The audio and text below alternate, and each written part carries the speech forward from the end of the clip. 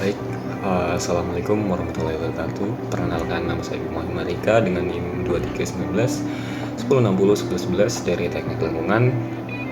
Tujuan saya membuat video ini karena untuk memenuhi tugas unit operasi dan proses. Jadi di sini saya akan menjelaskan tentang apa itu Suspended Growth Biological Treatment Process. Mengutip dari buku Mengutip dari buku yang ditulis oleh Metcalf dan Eddy berjudul Wastewater Engineering Treatment and Resource Recovery, Suspended Growth Biological Treatment Process adalah salah satu metode utama dalam pengolahan air, maksud saya air limbah, yang memanfaatkan mikroorganisme untuk mengolah bahan organik larut maupun tersuspensi dalam air limbah.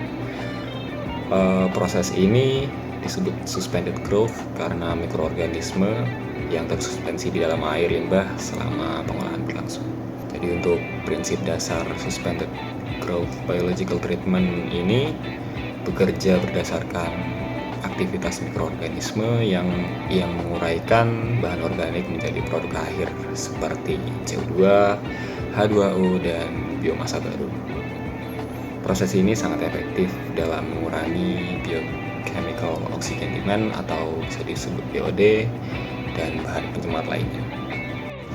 Nah, di sini juga ada beberapa proses umum yang digunakan dalam suspended growth biological treatment process. Nah, baik, di sini saya akan menjelaskan tentang jenis-jenis proses yang ada di suspended growth biological treatment process. Yang pertama di sini ada activated sludge process, proses yang paling umum di mana menggunakan oksigen untuk mendukung aktivitas mikroorganisme. Ini adalah gambarnya. Proses ini dimulai dengan air limbah mentah masuk ke primary clarifier untuk memisahkan padatan besar, yang kemudian air dialirkan ke aeration tank di mana bahan organik diurai oleh mikroorganisme. Lalu air dialirkan ke secondary clarifier untuk memisahkan lumpur dari air yang diolah. Nah, sebagian lumpur dikembalikan ke aeration tank untuk diproses ulang dan sisanya dibuang.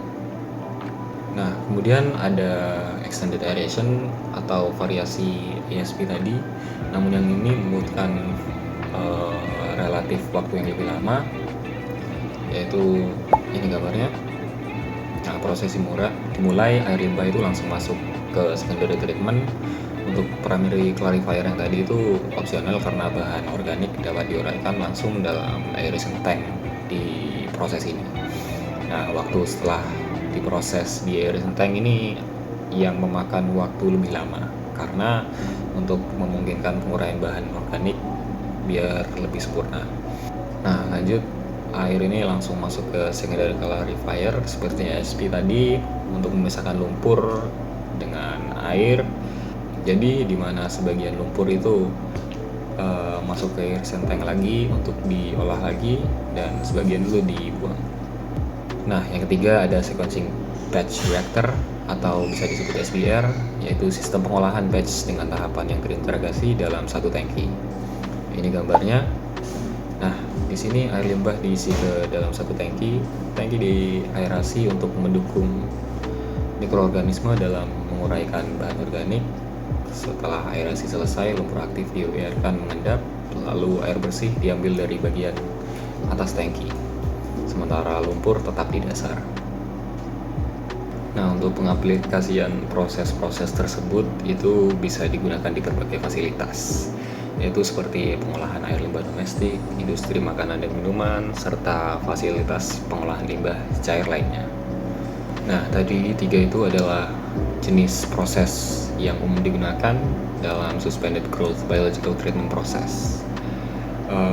Semua proses yang tadi itu sangat efektif dalam mengolah bahan organik. Tapi yang membedakan itu biasanya kebutuhan spesifik seperti fasilitas pengolahan, terus biaya dan lain-lain. Jadi sekian untuk penjelasan materi dari saya. Kurang lebihnya mohon maaf. Wassalamualaikum warahmatullahi wabarakatuh.